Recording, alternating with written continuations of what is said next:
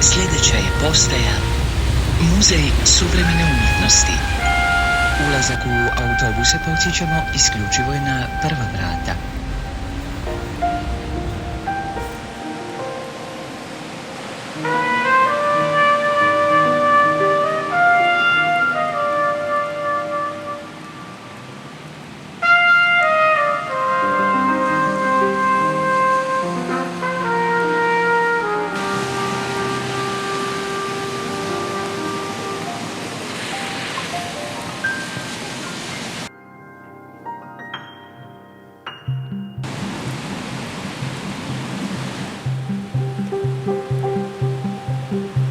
Dobra umjetnost se nalazi svugdje. Treba ju pronaći, treba ju dobro prezentirati.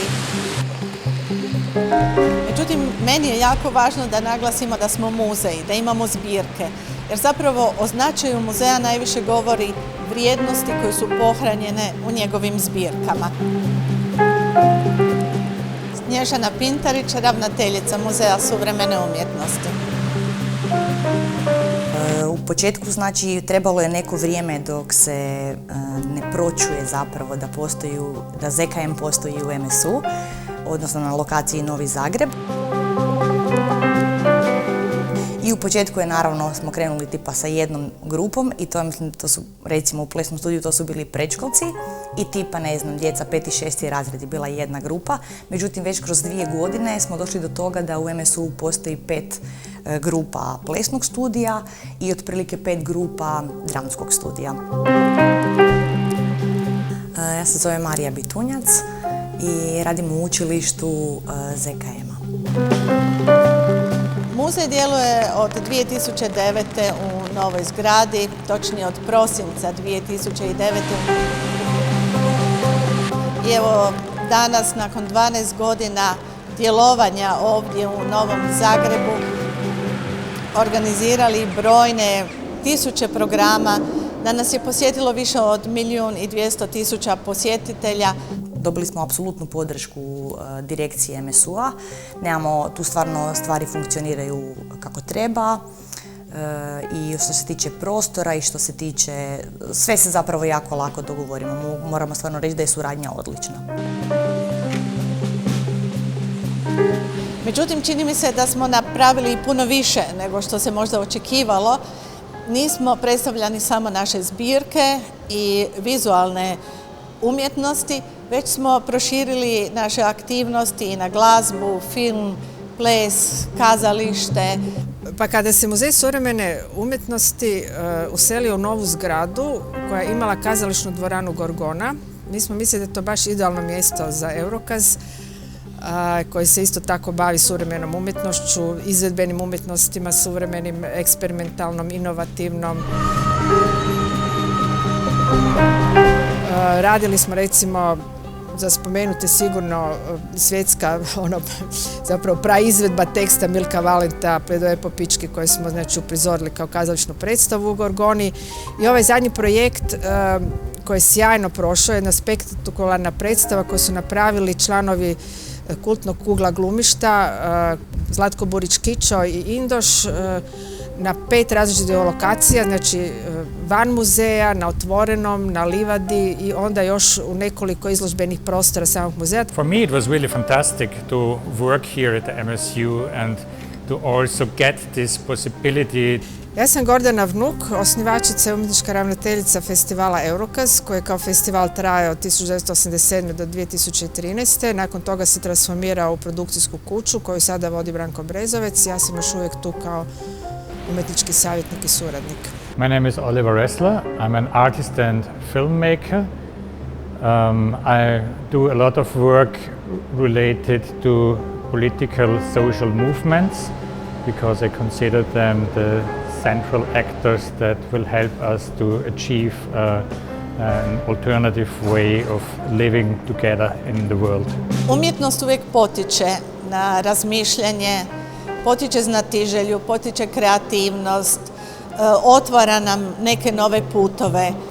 I think that art always had a certain function in how we see the world and also how we change the world. Pa mislim da je to neki zanimljiv neka zanimljiva mogućnost dijaloga u koju zapravo bismo mogli još investirati.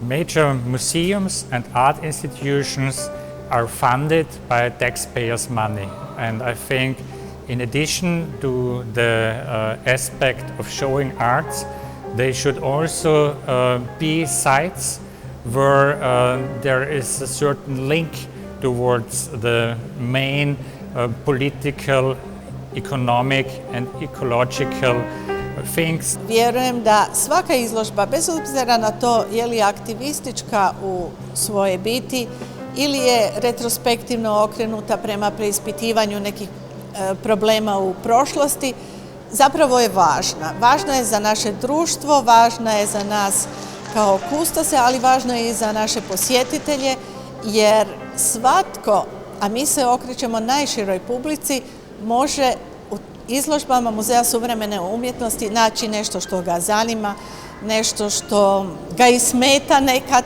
nešto što bi promijenio, nešto o čemu razmišlja. Da, definitivno. Ja u dosta slučajeva se desilo da nekad kad sam i nešto zamislio, to jest napravio set listu stvari koje će ići, bi ju promijenio u datom trenutku, jer radilo se o samoj energiji koju je prostor u tom trenutku meni davao i o feedbacku koje mi je davala publika. Ali i to je improvizacija i to je ono što obožavam i odlazim nenadano u neke druge svjetove. Dobar dan, ja sam Matija Dedić.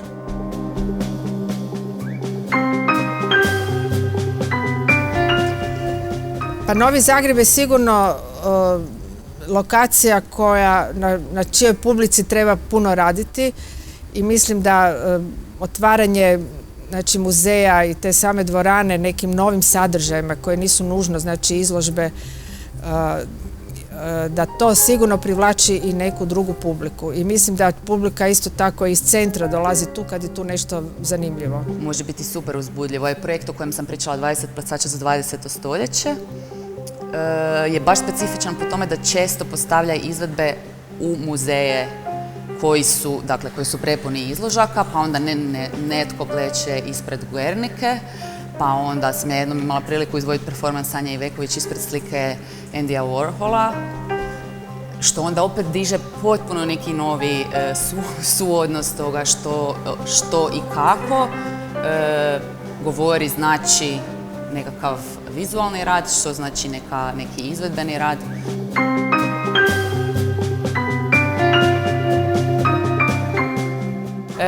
Ja sam Sonja Pregrad, ja sam koreografkinja, izvođačica i jedna od kuratorica programa Antisezona Ples u Gorgoni.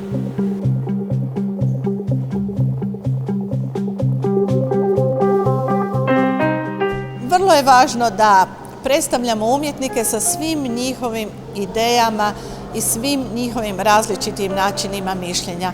Muzej mora biti okrenut jako široko i mora prihvaćati različita mišljenja. Kao kustosica koja se više godina bavila odnosom suvremene umjetnosti i filma, kroz prostor projekta Kino umjetnika željela sam upravo u instituciji muzeja preispitati mjesto susreta novih audiovizualnih radova umjetnika i brojnih filmskih produkcija. Branka Benčić, ravnateljica Muzeja moderne i suvremene umjetnosti iz Rijeke. Pa muzej kao institucija je definitivno tačka pozitivne energije koju donosi kultura kao takva.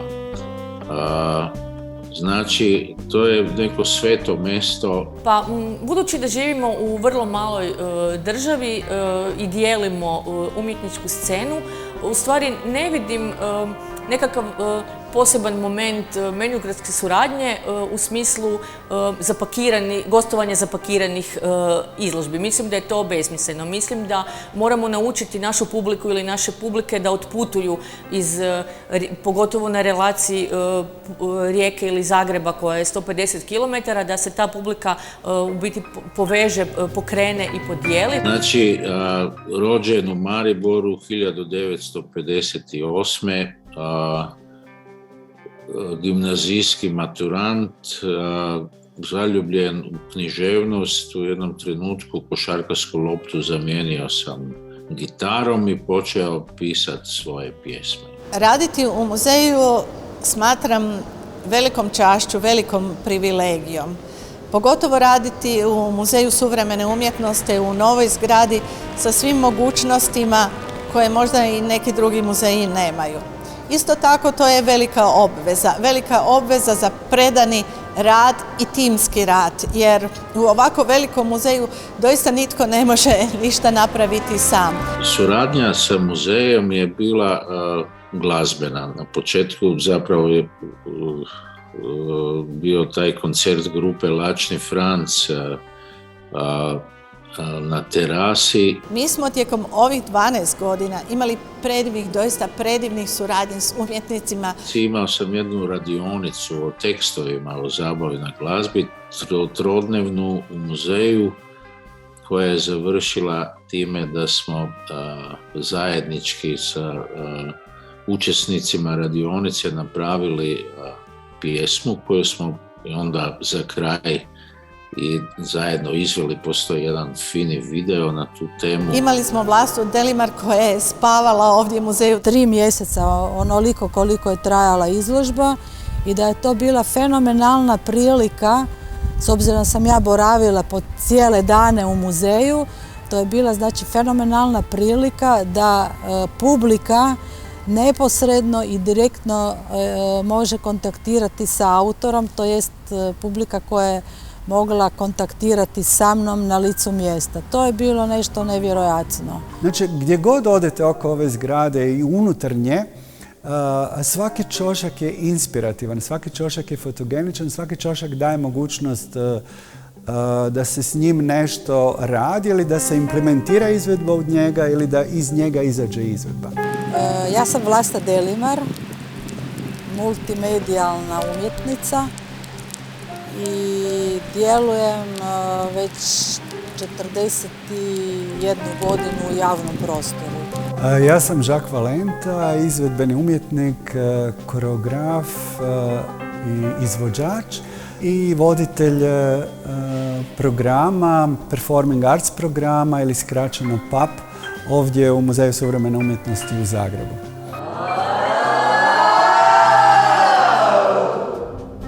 Umjetnost definitivno može i mijenja svijet. Bez umjetnosti naprosto ne možemo živjeti. Bez muzeja ja ne bih mogla živjeti.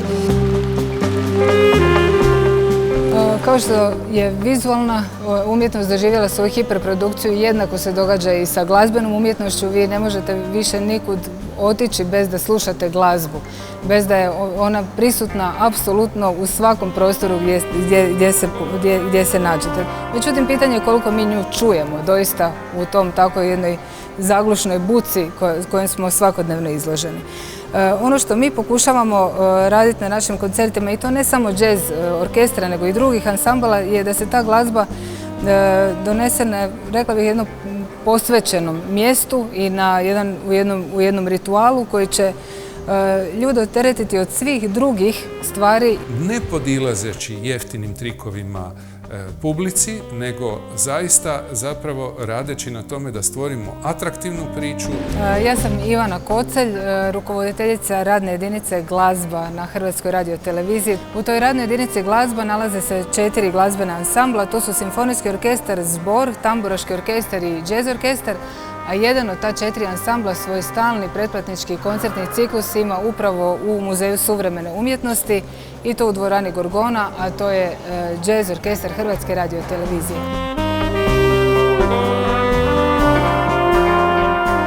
Sve moraju raditi timovi, sve moramo raditi u dogovoru i suradnji U to treba također uložiti i vremena i volje. Ono što po mom mišljenju izložba treba biti, to je prije svega jedna dobro ispričana priča. Imamo neke filmove koji se prikazuju samo u MSU.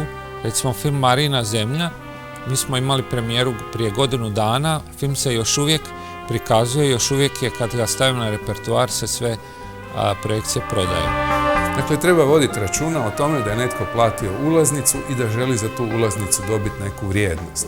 Sve zbog umjetnosti i ne zbog nekih prošlih umjetnosti, već zbog umjetnosti koja je danas, koja danas nastaje i koju ćemo mi morati nekako zadržati za buduće generacije. Dakle, ja sam Frano Dulibić i kao vanjski suradnik sudjelovao sam na 3 projekta, na izložbi Andrija Maurović između ideologije i pornografije, na izložbi o suvremenom hrvatskom stripu pod naslovom Nastavit će se i na retrospektivi Ratka Petrića pod naslovom Baciti istinu u oči. Moje iskustvo da trebamo nastaviti barem jednim tjedno terminom za neke filmove takve tematike. Izgleda da ljudima treba ta neka vjera i nada u ovim teškim vremenima. Ja sam Zlatko Vidačković, filmski kritičar, novinar i urednik i od samog početka vodim Kino Metropolis Muzeja suvremene umjetnosti. U koncepcijskom smislu mislim da treba napraviti balans između muzeja kao nacionalne zgrade, dakle koja obrađuje, sakuplja, čuva građu nacionalne umjetnosti, ali isto tako i međunarodne. U tom smislu samo bih željela pozvati sve vas koji ste nam bili vjerni svih ovih godina da i dalje nastavite biti našom publikom i da dolazite na programe Muzeja suvremene umjetnosti.